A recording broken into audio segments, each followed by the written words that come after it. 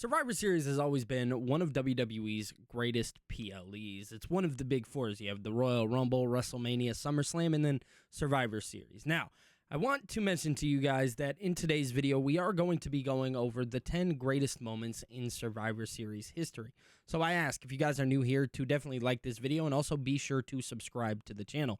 My name is Billy TKO, and let's just go hop directly into this thing. Kicking us off at number 10, I have no other than Sting. Yes, as you guys know, on November 23rd, 2014, Sting would ultimately make his WWE debut. Now, the reason why this was so significant is because Sting had never stepped foot inside of a WWE ring up until this point.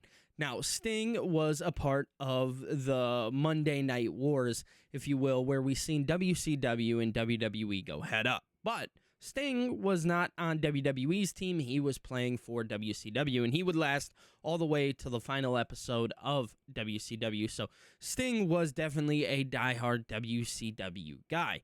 Now, when this debut occurred and when it happened, it was so significant because so many people were able to start fantasy booking things that they had never seen before. Now, obviously, up until this point, people did fantasy book. They had Sting versus The Undertaker. They had Sting versus Shawn Michaels. Sting versus Stone Cold. Sting versus The Rock. It didn't matter the name.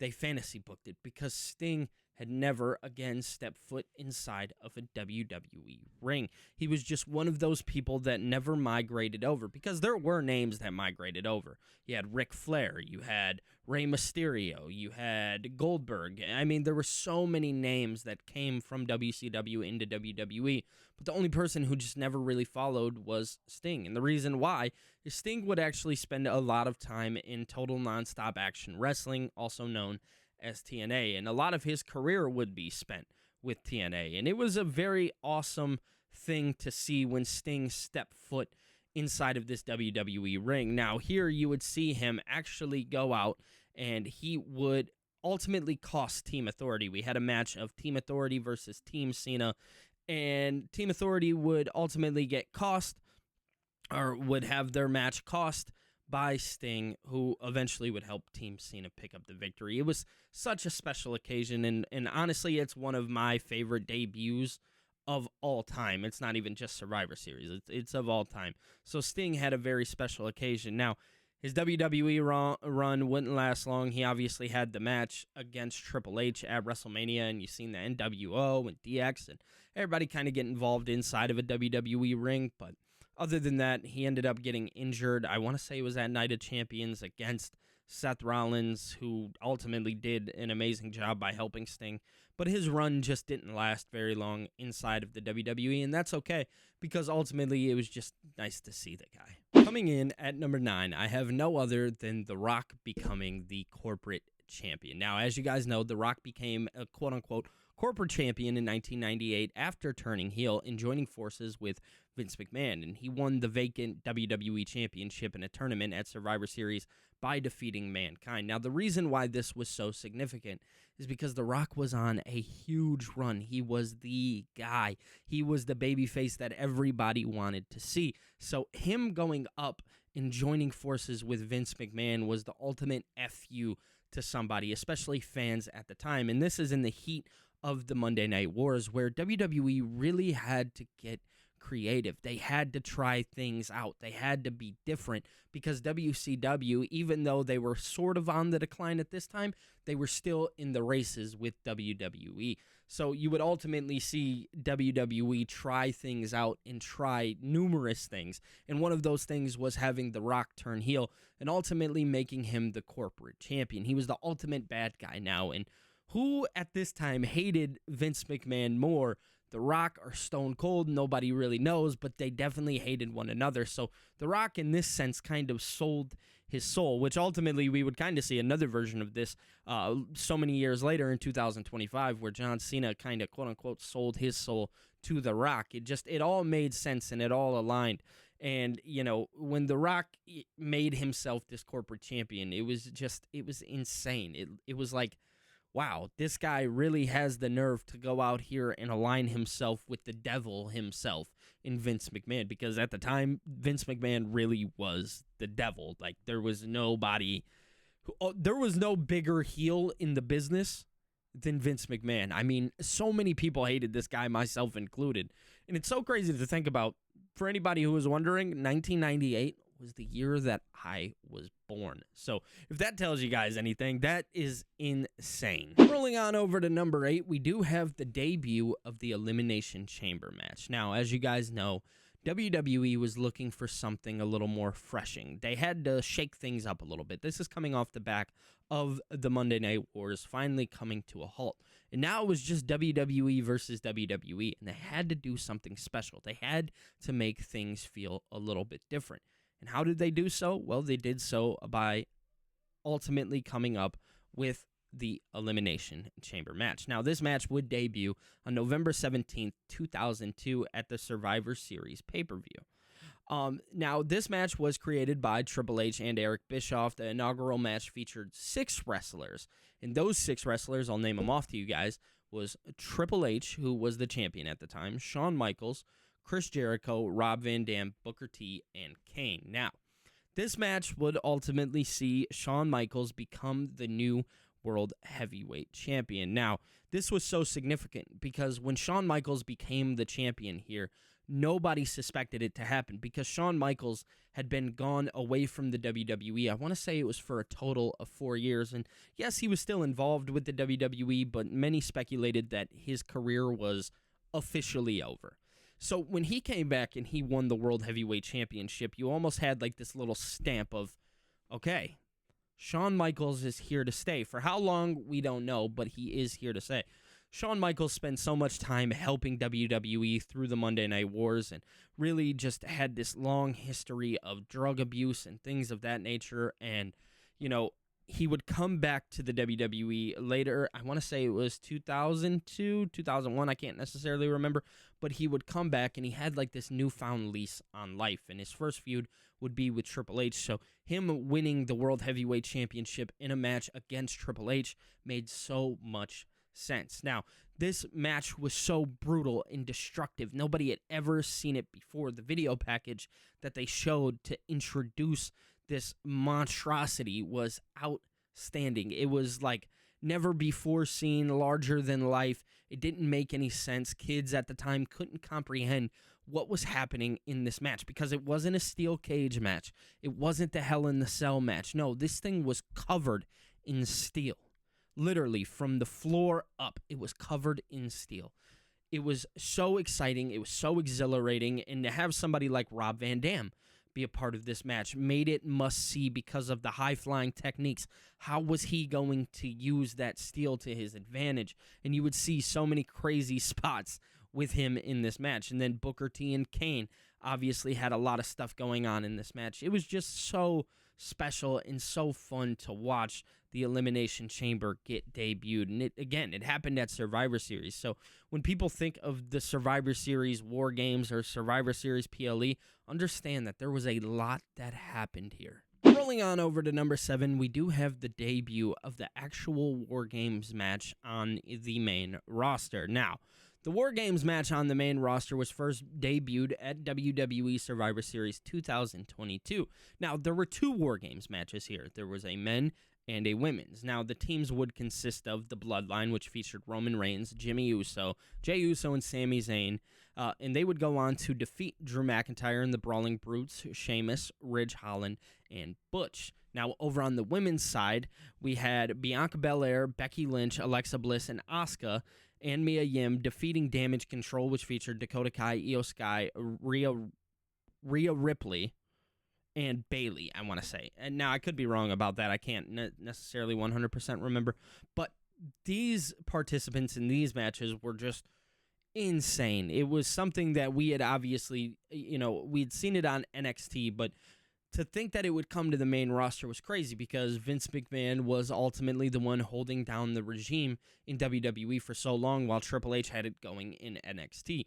But then Triple H would come over and he would take over the main roster slot and he would give us the War Games match at Survivor Series. Now, this match was originally created by no other than Dusty Rhodes, and it was just so special to see it on the main roster rather than just NXT.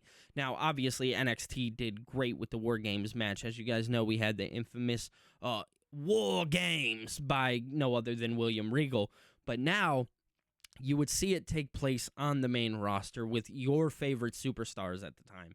So WWE did a tremendous job by debuting the War Games match, which we are obviously seeing a huge tradition happen. We are now in 2025, and Survivor Series is just no longer Survivor Series. It's now Survivor Series War Games, which makes a lot of sense, right? Because the staple is now War Games. And WWE is selling it to you just like that. And they're doing a tremendous job, I must say. So, WWE, big hats off to them for debuting the War Games match on the main roster. Coming in at number 6, I do have no other than Bret Hart versus Stone Cold Steve Austin in 1996. Now, this would be the gentleman's first one-on-one encounter, and it was seen as a showcase of both men's abilities. Yes, it was an outstanding professional wrestling match. Now, this was their first singles match. It took place in Madison Square Garden, of all places, the heart and soul of WWE. If there's no garden, there's no show, right?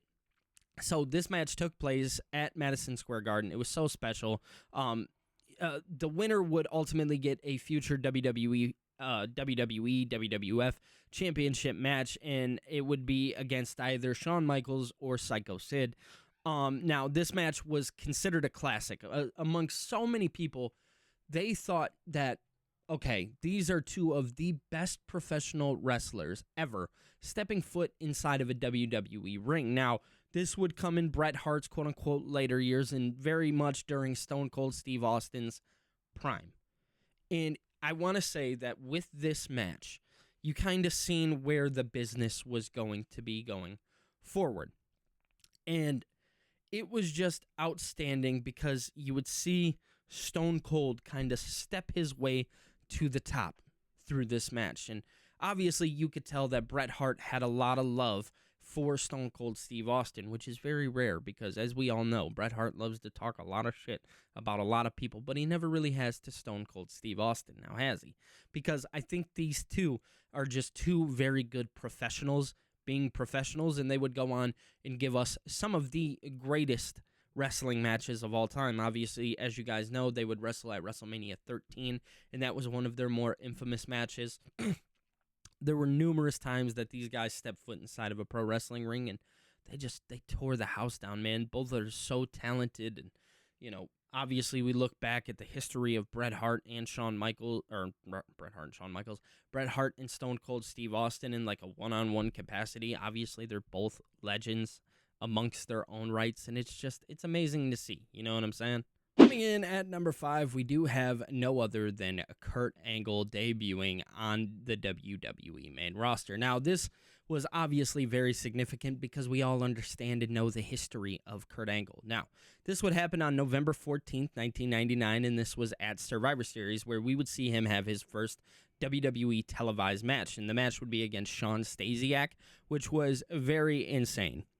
Now, Kurt Angle was obviously considered a huge WWE signing because of his Olympic background. He was a 2-time Olympic gold medalist and an American hero in some cases. And Kurt Angle would obviously go on to have such a huge, profound legacy in the WWE, and somebody that WWE fans remember very much so. I mean, you remember the 3 eyes that he had, and he would oftentimes come out as, like, you know, this babyface character, but people hated it so much because of how much confidence Kurt Angle actually had. So WWE would tend to turn that around and turn it into like this very heelish type gimmick, and Kurt Angle would have one of the best heel runs of all time. Now, again, this is just another example of why Survivor Series is such a important PLE, because there were so many key moments that took place inside of Survivor Series. So Kurt Angle debuting, he had his match against Shawn Stasiak after having some dark matches previously, just one that people ultimately will remember for the legacy of Kurt Angle himself. It was November 18th, 2012, the triple threat match for the WWE Championship. CM Punk, John Cena and Ryback, where we would see the most infamous debut probably of all time. We seen Roman Reigns, we seen Seth Rollins, and we seen Dean Ambrose make their WWE main roster debut, and they would be known as The Shield. Now, this was highly significant. This was a huge deal because we would get three of WWE's biggest up-and-coming stars in one faction together, and The Shield now is known as probably the greatest faction of all time. These three would dominate the WWE for so many years, and it was here where the destruction first started. Now, at the time, CM Punk was actually in need of some type of, like bodyguard style, and you would see that he actually, CM Punk, handpicked two of the three guys. He handpicked Seth Rollins, he handpicked Dean Ambrose, and then he didn't actually handpick Roman Reigns. That was actually a Vince McMahon thing. I want to say it was Chris, I can't remember his last name, that CM Punk had actually picked for the third member. But Vince McMahon actually seen the significance in Roman Reigns. He looked at Roman Reigns as potentially being the future of the business. Obviously, the Anoa'i family, things of that nature, Vince McMahon obviously has a huge history with. So it only made sense that Roman Reigns be a part of this group who would make such a destructive introduction into the WWE, and they would tear the house down. I mean, quite literally destroying everything around them. And you would see them do that for many weeks to come to eventually, finally, you would see them have some great matches. You would see them win the tag team championships and then, the Intercontinental United States Championship. And then finally, you would see Roman Reigns, who would become the WWE champion. There were so many significant things about this group that made them so special. And their debut, again, happened at Survivor Series, of all places. The Shield was just so remarkable and so special. And obviously, they're three top stars that we see today. Dean Ambrose, who is now known as Jon Moxley over in AEW, who has been tearing the house down there. You have Roman Reigns, who is just, he oozes aura, however the kids say it. He oozes aura around him. And then you have Seth Rollins, who is just, an amazing superstar athlete, so many different things. But yeah, this is where you would see the debut of The Shield. These guys were outstanding, and it happened again at Survivor Series of all places. Coming in at number 3, we have The Rock. Yes, The Rock would make his infamous debut at the time known as Rocky Maivia on November 17th, 1996, and this would be at Survivor Series. He made his debut. Now, it was a traditional 4-on-4 elimination match. It was super special at the time. And it was so significant because it launched the career of WWE's, to this day, probably biggest name of all time. The Rock has had one of the most luxurious careers in WWE history and just in entertainment history alone. The guy has gone out and done so many movies, and he's been such a big name inside of the entertainment world for so many years. He has been one of everybody's favorite people to watch on television. If you have seen any type of television, there is a chance that in some case scenario you have seen The Rock. You know who Dwayne Johnson is. So this was obviously so huge because The Rock not only would go on to have a great WWE career where he would accomplish so many things. He would become a WWF champion. He would oftentimes return to the WWE after leaving. And still to this day, we see him returning in some capacity, some ways, some shape, and still finds himself being involved inside of the WWE, even, so many years later. The Rock is such a special human in person when it comes down to the significance of what the WWE is. He oozes the WWE. He is one of their biggest ambassadors. In fact, to this day, he owns stake inside of WWE. If that tells you anything about who The Rock is, that should be it right then and there. He is so special. And again, this was so significant. He was the ultimate good guy when he stepped in. And then he would have heel turns and he would go back to being the good guy. And can you smell what The Rock is cooking? The taglines, the tag team partners, the friends that he made, the significance that The Rock holds inside of the WWE, including one of, if not the greatest feud in WWE history, which featured The Rock and Stone Cold Steve Austin, two gentlemen who were at the peak of their career at the exact same time. WWE oftentimes would only have one person that really transcended the business. You know, in the 80s, you had Hulk Hogan. In the 2000s, you had John Cena. In the later 2010s, you would have Roman Reigns. In the 90s, you would have two guys. You would have The Rock and you would have Stone Cold, two gentlemen that were legitimately making WWE must-see TV. It had to. They had all the writing on the wall that things were going in the wrong direction at this time, especially with the height of WCW and the way that they were moving. And then you had two guys, Stone Cold and The Rock, just pop up out of absolutely nowhere and change the business completely forever. And in fact, it's one of my favorite debuts of all time. It's easily on the top 5 list, if I'm being quite honest. So, shout out to The Rock, man. The guy, as much as people love him or hate him, he did transcend WWE for so many years. November 22nd, 1990, we would see the introduction of WWE's most infamous character of all time. Who is that character, you might ask? Well, it's no other than Mark Calloway, or as we like to call him today, The Undertaker. The Undertaker has been one of, if not WWE's greatest character ever portrayed by a human. The Undertaker in 1990 came out with so much darkness surrounding him. And when you heard the dong and things of that nature, you were scared.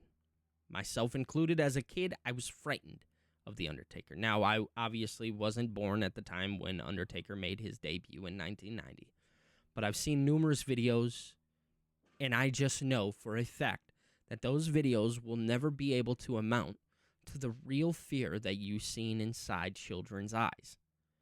If you go back and you look at some of the videos, you would see shots from the crowd where people were just astounded by the things that would take place in this moment.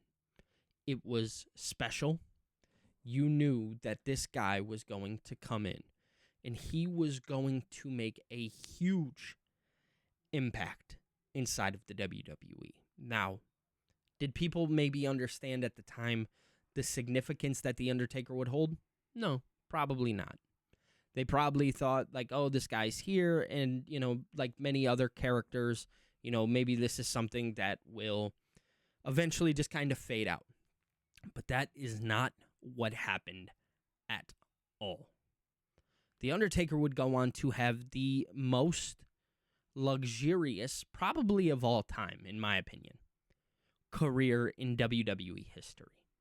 When we talk about somebody who understood quote-unquote kayfabe, he never broke character. If you've seen him out in the streets, he was The Undertaker. He was not Mark Calloway. He was always The Undertaker. He was somebody who rode on the backs of WWE. He never changed. He never left the company, even in their darkest times. He stayed true to, at the time, Vince McMahon. He trusted Vince. He looked at Vince like a father figure. So he knew that if he left, you know, he would never have that same relationship with anybody like the relationship that he had with Vince McMahon. And he stayed there, and he honestly, constantly would reinvent himself, whether it be, you know, this man of darkness or the American badass, and then going back to this dark character. The Undertaker never broke. He was always The Undertaker. And, you know, it was just super special. He's had one of the longest WWE careers of all time. I think a total of 30 years. You know, just a couple years ago, he was inducted into the WWE Hall of Fame. And truth be told, when you look at The Undertaker and how many times he's reinvented himself, you can induct a couple versions of The Undertaker into the WWE Hall of Fame because, again, so many have significance. And again, he stayed true to himself, to the company, to Vince. He trusted his gut. And it was super funny because if you go back and you look, this was also the night that we seen the egg hatch, the gobbledygookler, I want to say. Hopefully I'm pronouncing that correct. The gobbledygookler debuted that night. And you can go back in interviews where The Undertaker has specified that he was very nervous that he was going to have to play that character. But WWE didn't do that to him. They ultimately gave him just more aura than anybody ever at that time. And he did debut alongside Ted DiBiase when they had a traditional Survivor Series match, and he was there to help Ted DiBiase. You know, just looking at this in the history of The Undertaker, and you've seen for a big man just the way that he moved inside of the ring and how he would go super fast and then he would slow it back down. He understood pro wrestling as a character. And again, later on, years to come, you know, WWE would ultimately go away from the quote-unquote character side of things and more of a real side of things. And The Undertaker just stayed true to the character. He really did. And he never had to go away from it because it always worked. It was super special, and I love this debut. It is one of... Now we're talking top two. It's probably it's in the top two for sure. It might be my favorite debut of all time. Just super special. The Undertaker, man. What a legend. What a legend. It was November 25th, 2023. In fact, I remember exactly where I was. I was standing in my living room at the time, and I was tuned in to Survivor Series War Games, and I was watching kind of no different than probably the way that you were watching. I had watched the War Games match that had just took place, where we seen the return of no other than Randy Orton, who had been out for so many months, and I want to say it was over a year, to be in fact. And in this match, we had speculated that this certain somebody that we're going to talk about here shortly was going to come back. It was taking place in Chicago, Illinois, of all places. So it only made sense that this man, CM Punk, would most likely return. Now, at the end of the match, you would see the baby faces win. You'd seen Cody Rhodes, Sami Zayn, I want to say it was the Usos. I can't necessarily remember off the top of my head, and then you had Randy Orton all win this match. And it was super cool because we had still gotten the return of Randy Orton, who, you know, was so missed at the time. And WWE was panning out. They were panning away from the arena, kind of just giving you eye-level version of the up-top Tron. And they would give you the ultimate wave of goodbye. You would see, you know, the patent trademark at the bottom of the screen. And, you know, many people probably walked away from their TV and was like, okay, that's it. Probably shut it off. And then out of nowhere, you would hear something that hadn't been heard on WWE TV in over 9 years. Cult of Personality. Cult of Personality rang through the arena, and I've never heard, through a television screen, a louder audience pop. We would see the return of CM Punk. The pop that you would hear ooze through the TV screen. I remember me. I popped. I couldn't believe it. CM Punk had just left AEW, where he had had a very big falling out with the owner of the company and numerous talents inside of the company. And once that was said and done, everybody was like, all right, that's it. He's done. He's done. And rightfully so. You know, we got to see him for a couple years. Hey, it's cool. It was the day that hell froze over. CM Punk would walk out of the gorilla area and into the arena. And again, you would just see raining down of just loudness. I couldn't imagine what the decibel level was inside of the United Center. I can't imagine it. CM Punk would make his return to the WWE after 9 long years away from the company, after bashing the company, after being handed his termination papers on his wedding day. CM Punk walked back into the WWE. Now, obviously, the significance here is that it was under a new regime. It was no longer Vince McMahon, so he no longer had to worry about Vince McMahon. He had Triple H on his side. And to this day, CM Punk is obviously still playing a huge role inside of the WWE. He is the World Heavyweight Champion as we currently speak. And as somebody who just personally is a huge fan of Phil Brooks, this meant so much to me as a fan. And it made me so happy to know that, hey, this guy wasn't done. He was coming back, and he was coming back to, not just for like this short stint, but a long stint, if you will. And then not only that, he brought back his wife too, who we just recently seen return on WWE TV.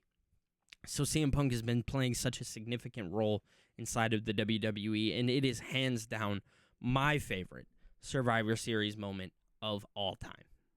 Of all time, easily.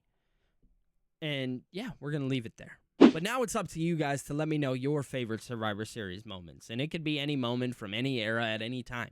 Let me know down in the comment section below how you guys feel about this list. I ask if you guys are new here to like this video, and also be sure to subscribe to the channel, as that is very important. And make sure to turn on the notification bell to get notified every time that I post a new video. We are on the road to 6,000 subscribers. I want to say we are 107 subscribers away, so definitely be sure to subscribe, and I hope to see you guys in the next one.